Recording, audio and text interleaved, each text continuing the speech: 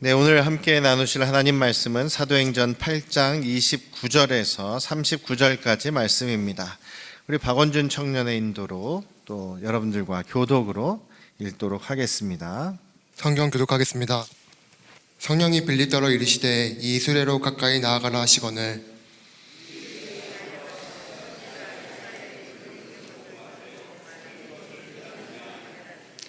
대답하되 지도해 주는 사람이 없으니 어찌 깨달을 수 있느냐 하고 빌립을 정하여 수레에 올라 같이 앉으라 하시니라.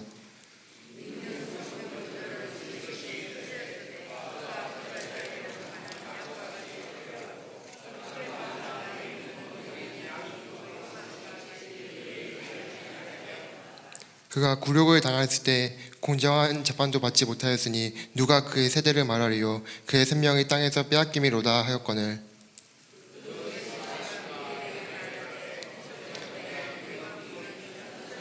이 말을 한 것이 누구를 가리킴이냐, 자기를 가리킴이냐, 타인을 가리킴이냐. 빌립이 입을 열어 이 글에서 시작하여 예수를 가르쳐 복음을 전하니 길 가다가 물 있는 곳에 이르러 그 내시가 말하되 보라 물이 있으니 내가 침례를 받음에 무슨 거리낌이 있느냐.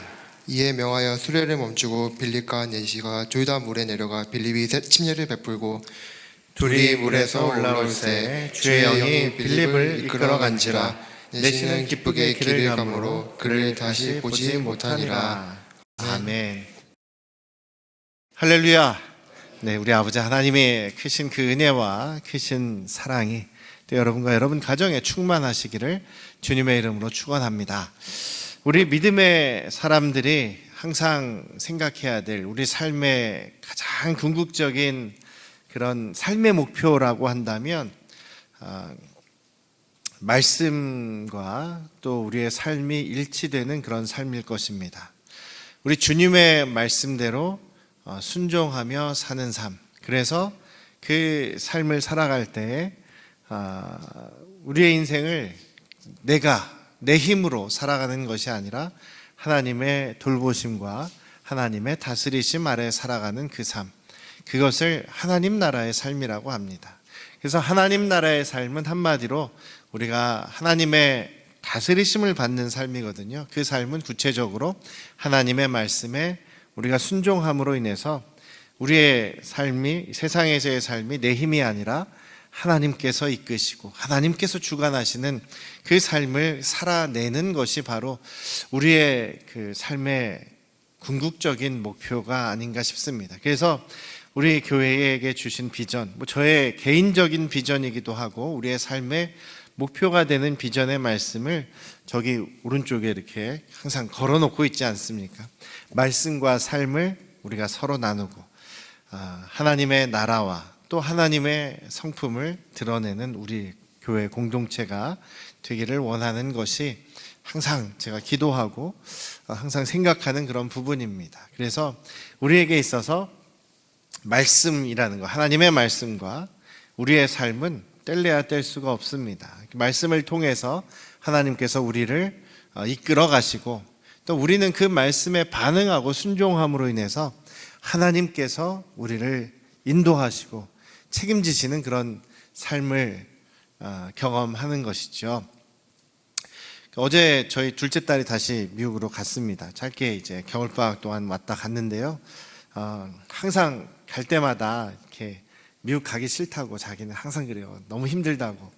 그래도 그럴 것이 이상하게 그런 애가 있어요. 첫째나 셋째나 넷째나 좀 이렇게 평탄하게 주변에 친구도 많고 또 이렇게 그냥 어렵지 않게 이렇게 지나가는데 둘째는 이상해요. 그 나이 또래에 괜찮은 친구들이 별로 없는 거예요. 친구들 사귀기도 힘들고 친구들도 적고 또 항상 이렇게 좀 그 인간관계 면에 있어서도 이렇게 힘들게 하는 사람들도 많고 그런 걸 많이 겪어가요. 그러니까 또 이렇게 공부하고 있는데 이제 3학년 2학기를 이제 하는데 정말 수업도 힘들고 또 교수님도 힘들고 막 이렇게 여러 가지 힘든 것들이 많습니다. 그래서 어제까지도 미국 가기 싫다. 그러면 이제 저희는 그렇죠.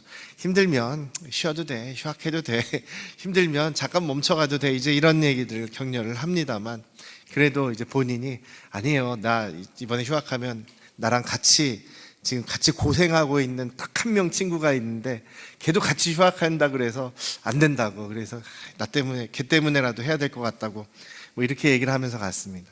근데 가면서도 요즘에 굉장히 그 비행기 타는 것도 지금 복잡해요. 굉장히 복잡하더라고요. 어제 인천공항 갔더니 사람이 무지하게 많더라고요.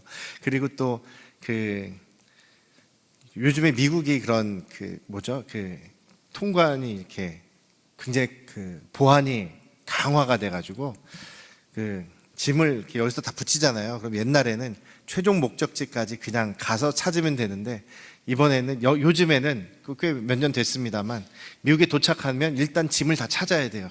짐을 다 찾아가지고 다시 붙여야 됩니다. 공항 검색을 한 번 더 하는 거죠, 거기서. 그러면 굉장히 이제 불편한 거죠. 짐 찾는 데 시간이 걸리고 그걸 옮기는 데 시간이 걸리고 다시 그 보안 검색대를 또 지나가는데 굉장히 시간이 많이 걸려서 전에도 그 비행기를 놓친 적이 있습니다. 저도 한 번 놓쳤고 또 걔도 한 2번 놓쳤고 그래서 그 아주 그러면 힘들거든요. 또 걱정을 미리 하면서 가는 겁니다. 또 최대한 그 싼 비행기를 타다 보니까 좌석을 자기 마음대로 좋은 자리를 고를 수도 없어요. 저 구석 안쪽이나 아니면 사람들 사이에 중간에 껴있는 그런 자리밖에 갈 수가 없는 거예요. 그래서 이거 불편한 이 열 몇 시간의 이 비행을 이거 어떻게 하나 하여간 여러 가지 걱정이 많은데 또 평탄 여행 되게 해달라고 하나님께 계속 기도하는 마음으로 갔죠.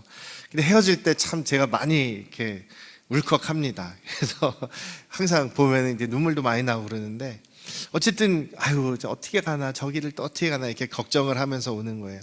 그런데 얼마 안 있다가 이제 문자가 왔어요. 아빠 신기하게 그 이번 비행기 타는데 피츠버그 지금 같은 동네에 사는 아는 교회 언니인가 봐요. 아는 언니랑 같이 타게 됐다고. 그러면서 여행이 좀 덜 힘들 것 같다고, 여행이 즐거울 것 같다고 이렇게 즐겁게 얘기하는 걸 들었어요. 그래서 잘 됐다, 감사합니다, 하나님 감사합니다. 또 오늘 아침에는 또 달라스 공항에 도착했어요. 이제 갈아타는데 그 짐도 금방 찾았고 줄도 보안 검색 때 줄도 길긴 한데 그래도 시간에 미리 잘 맞춰서 비행기 잘 탔어요. 너무 이번에 순탄하게 잘 돼요. 기도해 주셔서 감사합니다. 이렇게 또 문자가 왔어요. 그런데 같이 갔던 그 언니는 비행기를 놓쳤대요. 그 미국 시민권자가 아니라서 그 외국인 그 검색대 줄이 너무 길어가지고 그 갈아타는 시간에 못 맞췄다는 거예요. 그래서 그 언니한테는 되게 미안한데 자기는 잘 탔다고 그러면서 갔습니다. 그런 것 같아요. 그러니까 우리 힘으로 할 수 있는 게 없지 않습니까? 그러니까 걱정을 많이 해도 저희 힘으로 할 수 있는 것은 하나도 없습니다. 그런데 오직 우리를 평탄하게 혹은 순탄하게 형통하게 이끄실 수 있는 분은 우리 하나님 아버지밖에 없음을 고백합니다.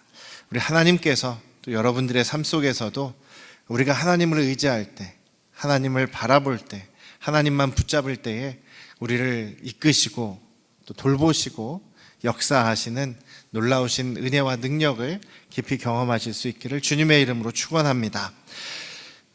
주님의 말씀이 저와 여러분들의 삶의 가장 중심이 되시기를 주님의 이름으로 축원합니다. 성경의 모든 말씀은요, 우리 하나님이 창조하신 이 세상 모든 만물의 주인이시다라는 것을 이야기합니다. 그런데 우리는 그 하나님께서 만드신 피조물이라고 이야기를 합니다. 하나님이 우리를 만드셨습니다. 그러니 우리의 주인은 당연히 우리 하나님이시겠죠. 그런데 놀라운 사실은 하나님께서 우리를 너는 나의 피조물, 나의 종이다, 나의 재산이다, 나의 노예다 이것이 아니라 너는 나의 자녀다, 너는 나의 아들이다, 너는 나의 딸이다 라고 우리를 그렇게 봐주신다는 것이죠. 그래서 우리는 하나님의 아들, 딸이다라는 것이 성경에 나와 있는 놀라운 진리의 말씀입니다. 그래서 우리는 하나님을 우리의 창조하신 주인이심과 동시에 우리의 아버지시다라는 것을 우리가 감사하실 수 있기를 주님의 이름으로 축원합니다. 근데 우리가 범죄함으로 인해서 하나님 아버지와의 관계가 끊어졌어요. 그래서 우리는 이제 완전히 멸망당할 수밖에 없는 그런 존재입니다. 그런데 하나님께서는 우리를 너무나 사랑하셔서 우리 자녀들, 잃어버린 자녀들을 너무나 사랑하셔서 독생자 예수를 우리에게 보내주셨습니다. 근데 그 예수님은 우리를 위해서 십자가에서 그 고난을 받으시고 죽으셨어요. 그런데 그 죽음에서 끝난 것이 아니라 다시 살아나셨습니다. 부활하셨습니다. 그런데 그 부활하신 예수님은 바로 하나님이십니다. 그래서 우리를 구원하시기 위해서 직접 이 땅에 오셔서 죽으시고 부활하신 하나님, 바로 우리 예수님을 그래서 우리가 주님으로 믿고 모실 수가 있는 것이죠. 그래서 우리에게 구원의 길이 열렸습니다. 그 예수 그리스도를 믿음으로 우리는 하나님과 다시 아버지와 자녀와의 관계로 회복될 수 있는 그런 특권을 얻게 된 것이죠. 그래서 성경에 있는 모든 말씀은 이렇게 하나님은 우리의 아버지시다, 예수 그리스도께서 우리의 구원자 주님이시다, 예수 그리스도를 우리의 주인으로 모시고 살아간다면 우리는 하나님의 자녀로서의 삶, 하나님께서 다스리시는 백성으로서의 삶을 살아갈 수 있다라는 것을 말씀하고 있습니다. 그러니 이 성경 말씀은 그냥 단순한 이야기가 아니라 생명을 주시는 말씀, 생명의 말씀이라는 사실이죠. 생명의 말씀이신 우리 주님의 말씀을 우리가 또 늘 사모하며 붙잡으실 수 있기를 주님의 이름으로 축원합니다. 그래서 이번 한 해 저희가 말씀 안에 사는 기쁨이라는 표현을 이렇게 정했습니다. 올 한 해 더욱더 우리가 정말 말씀 그대로 순종하며 살아갈 때 주님께서 주시는 복과 은혜를 우리가 누림으로 그 안에서 우리가 기쁨과 행복을 누리며 살아갔으면 좋겠다라는 마음에서 또 그런 믿음에서 정해 보았습니다. 점점 세상은 살기 어려워질 겁니다. 세상은 발전한다고 하지만 발전하는 것 뒤에는 굉장히 어두운 면이 있습니다. 뭐 AI가 발달을 하고 로봇 기술이 발달을 하고 우주공학이 발달하면 발달하는 것이 좋기도 한데 가만히 뒤를 돌아보니까 그러니까 점점 사람들의 일자리가 줄어드는 거예요. 오히려 재벌들은 사람 대신에 근로자, 노동자들 대신에 로봇을 사용해서 자동화를 시켜버립니다. 그러니까 1년 365일 24시간 쉴 새 없이 공장은 돌아가요. 물건은 많이 생산해내고 많이 판매를 해서 이제 그 기업을 가지고 있는 사람은 더 많은 부자가 되는 것인데 그 안에서 일하고 있던 사람들의 일자리가 점점 줄어든다라고 그래요. 그러니까 어두운 면이 분명히 있는 것이죠. 좋은 면도 있는 반면 어두운 면도 있습니다. 우리가 기도하실 때마다 걱정하면서 기도하시지만 경제적인 면, 우리가 먹고 사는 문제 너무나 중요하지 않습니까? 그런데 그것이 점점 쉽지 않은 그런 어려우면 어려웠지 우리에게 갑자기 막 큰 금은보화가 하늘에서 떨어진다거나 이런 일들은 별로 없을 거라는 얘기입니다. 그럼에도 불구하고 우리가 살아갈 수 있는 길은 오직 주님의 말씀뿐이라는 사실을 잊지 않으시기를 주님의 이름으로 축원합니다. 하나님께서 그의 자녀들에게 너희들 먹고 마시는 것 때문에 걱정하지 말아라, 너희들이 굶어 죽을까 봐 걱정하지 말아라, 하나님이 다 키우신다, 책임지신다, 그렇게 약속하시지 않으셨습니까? 그래서 안 되면, 그것이 어려우면 우리가 함께 또 교회로서 우리 하늘 가족으로서 서로 도우면서 서로 돌보면서 우리가 살아가야 되지 않을까라는 생각도 해봅니다. 예루살렘 교회가 그랬고 초대교회가 그런 모습이었기 때문이죠. 그런데 이 모든 중심에 주님의 말씀이 있다라는 것입니다. 말씀대로 순종하는 모습이었기에 초대교회 예루살렘 교회가 서로 가난한 사람이 없고 굶는 사람이 없었고 서로 돌보는 그런 교회였다라는 이야기를 하고 있습니다. 말씀이 잘 적용되고 순종되었을 때 그런 열매들이 나타나게 되는 것이죠. 특별히 주님의 말씀이 우리의 삶의 중심이 되었을 때 주님께서는 우리에게 기쁨과 행복을 허락하실 것이라고 저는 그렇게 믿습니다. 오늘 말씀에서도요, 이 두 사람의 만남이 나옵니다. 에디오피아 내시와 빌립 집사의 만남이 나옵니다. 근데 그 두 사람이 만나게 된 그 가장 중심의 중요한 부분은 바로 주님의 말씀이었던 것이죠. 주님의 말씀이 중심이 되어서 두 사람이 만나게 되고 두 사람의 교제 속에서 생명의 구원이 일어나는 놀라운 역사가 벌어지게 됩니다. 또 그 말씀에 바로 순종해서 침례를 받고 거기서 물에서 나오자마자 빌립 집사가 사라지는 그런 기적 같은 일이 또 벌어집니다.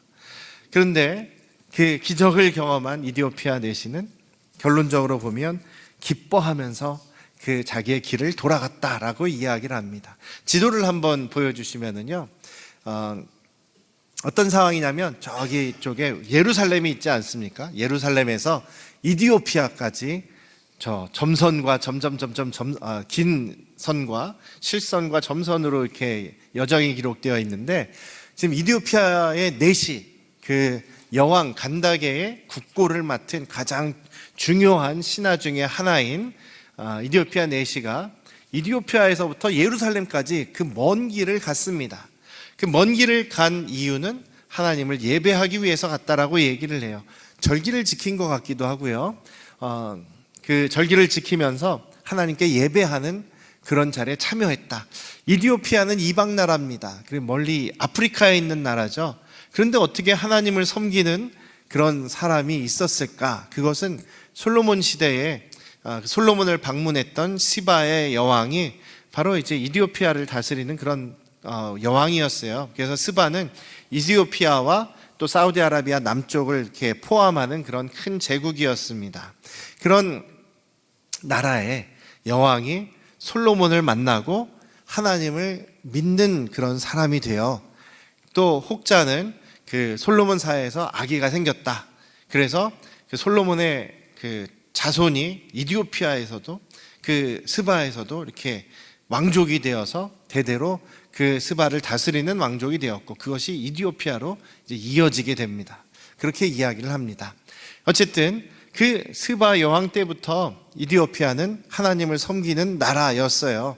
그리고 여기 내시도 하나님을 섬기는 그 신앙이 굉장히 깊은 사람이었습니다. 굉장히 열심히 있지 않습니까? 이디오피아에서 예배 한번 드리려고 그 예루살렘까지 갔다 온다는 것이 굉장한 열정이 없으면 안 되는 일이지 않습니까? 그런데 이 이디오피아 내시가 예루살렘까지 먼 길을 가서 예배를 드리고 돌아오는 길이었습니다. 아까 그 실선으로 나온 그 예루살렘에서 가사 정도까지 오는 그 여정에 빌립 집사를 만납니다. 빌립 집사는 마침 사마리아 지역에서 예수님을 전도하고 있던 그런 상황이었습니다. 하나님께서 빌립 집사에게 이제 예루살렘에서 가사로 가는 길에 글로 가라, 거기 길에서 누군가를 만날 것이다 라고 이야기를 합니다. 그러니까 지금 두 사람의 만남이 지금 이루어지는 내용이 여기 기록되어 있는데, 빌립 집사는 예루살렘 교회의 7 집사 중에 한 명이었습니다. 그 사람도 유대인이긴 했지만 어떻게 보면 약간 교회 안에서 아웃사이더예요. 약간 이방인 취급받는 사람이에요. 헬라어를 사용하는 유대인. 그러니까 예루살렘의 토박이가 아니라 저 해외에서 살다가 와서 예루살렘에 왔다가 예수님을 믿게 돼서 거기에 눌러앉은 그런 정착한 사람이라는 이야기입니다. 그래서 좀 차별도 받는 그런 상황이었는데, 이 사람이 이제 예루살렘 교회가 큰 박해와 핍박을 받게 되죠.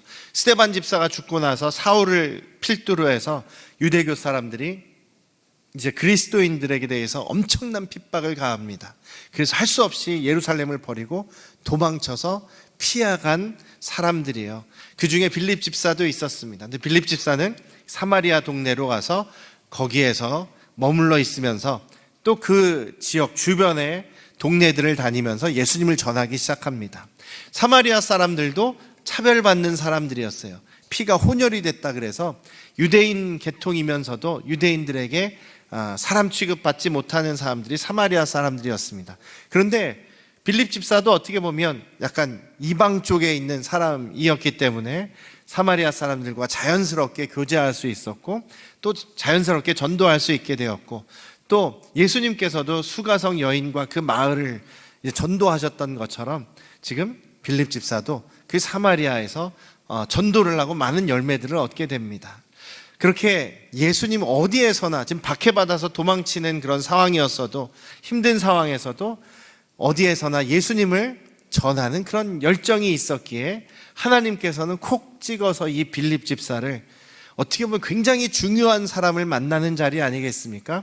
이디오피아 넷이, 이 사람이 예수님을 영접하게 됩니다. 이 빌립 집사의 도움으로 예수님을 영접하게 되고 나서 그 이디오피아가 원래는 유대교 나라였는데 기독교 국가로 바뀌게 되죠. 그래서 그 이디오피아가, 그 넷이가 빌립 집사를 만난 이후에 2000년 이상 기독교 국가입니다. 지금도 아프리카에서 몇 안 되는 기독교 국가 중에 하나가 이디오피아입니다. 그러니 그 역사에 엄청나게 중요한 역할을 지금 빌립 집사가 한 것이죠.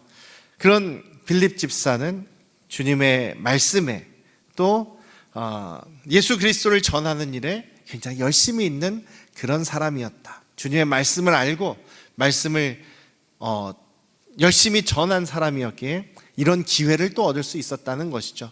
우리도 주님의 말씀을, 예수 그리스도가 어떤 분이시다라는 것, 우리가 믿는다는 게 어떤 것이라는 것을 만나는 사람에게 증거할 수 있어야 되지 않겠습니까?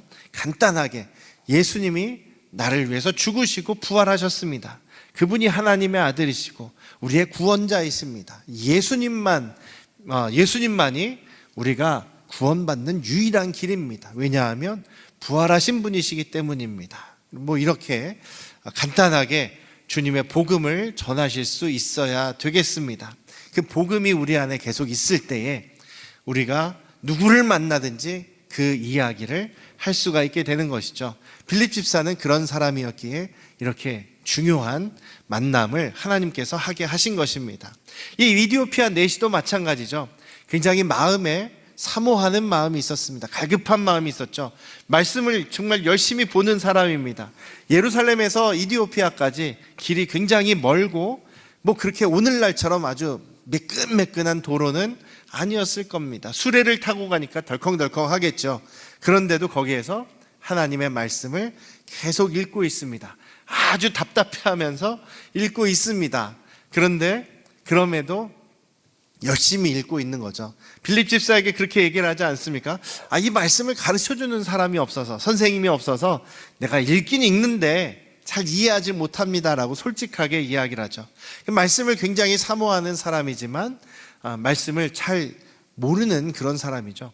그러니까 저희들도 그렇지 않습니까? 말씀을 열심히 읽는데 잘 모를 때가 많죠. 이해가 잘 안 될 때가 많습니다. 그래도 여러분들 포기하지 마시고 사모하는 마음으로 계속 읽으시고, 또 제가 이렇게 말씀 가르칠 일이 있을 때, 아니면 잘 이해가 안 되는 건 저한테 물어보시면 설명해 드리니까요. 그렇게 말씀을 계속 붙잡으시고 말씀을 계속 사모하시는 그런 저와 여러분들 되시기를 주님의 이름으로 축원합니다. 이 이디오피아 넷은 그런 마음을 갖고 있었어요. 그리고 이방인임에도 불구하고 전혀 편견을 갖지 않고 그럼 올라와서 나에게 이 말씀 좀 가르쳐 주십시오라고 겸손하게 부탁할 줄 아는 그런 사람이었습니다. 그런 겸손함, 말씀을 향한 열심, 그런 것이 어떤 결과로 이어집니까? 빌립 집사가 이 말씀을 비롯해서 예수님을 설명하게 되고 예수님을 가르쳤을 때 이 사람이 바로 그 자리에서 예수님을 영접하게 되죠. 예수님이 나의 주님이십니다.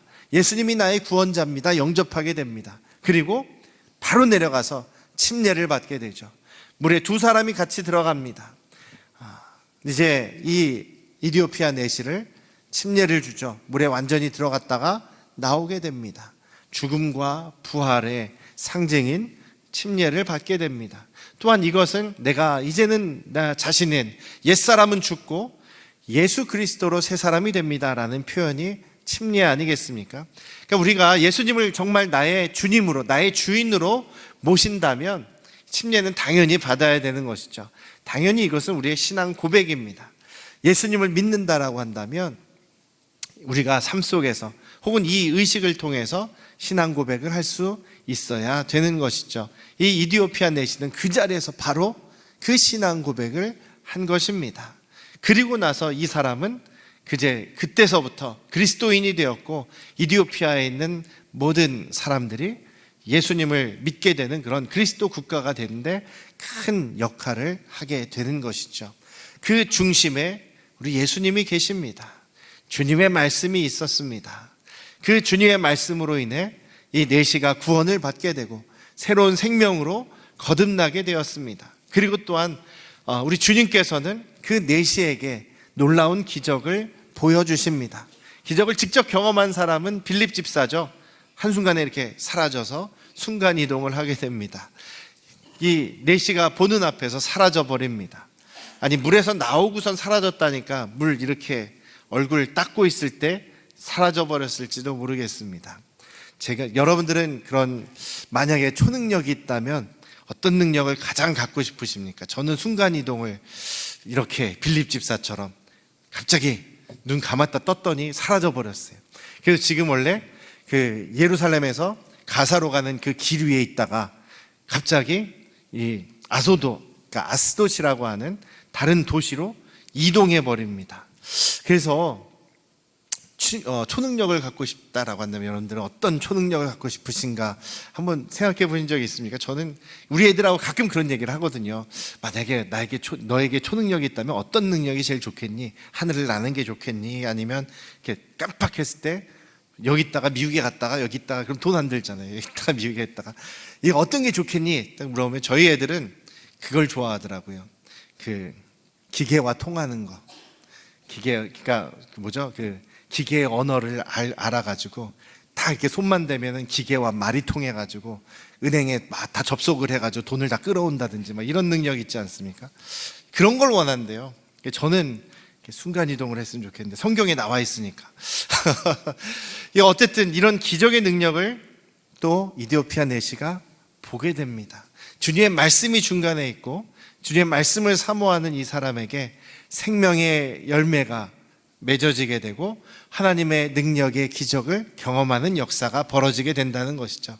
그래서 이 사람은 이때부터 기쁨을 가지고 돌아갔다. 그 많은 아직 나머지 긴 여정이 있습니다. 그런데 기뻐하며 돌아갔다. 아마 이 이디오피아 내시는요 평생을 기뻐하며 살았을 것이라 믿습니다. 주님께서 그에게 새로운 생명을 주셨고 주님께서 그에게 말씀을 알게 하셨고 이제 예수님께서 그의 삶을 책임져 주시고 또 그의 삶 속에서 이렇게 주님이 역사하시는 기적을 경험하기 때문인 것입니다. 저와 여러분들도 그런 삶을 살아가실 수 있기를 주님의 이름으로 축원합니다. 말씀을 사모하며 예수님을 붙잡고 살아갈 때 우리 주님께서 우리를 만나 주시고 우리를 새롭게 하시고 또한 우리의 삶의 여정 속에서 놀라운 우리가 생각하지도 못한 기적의 역사들을 우리에게 보여주실 것입니다. 오직 예수님만이 세상 어떤 것보다 가장 소중하고 가장 중요하고 우리가 가장 붙잡아야 될 생명의 근원이심을 우리가 잊지 않고 올 한 해 살아가실 수 있기를 주님의 이름으로 축원합니다. 같이 기도하시겠습니다.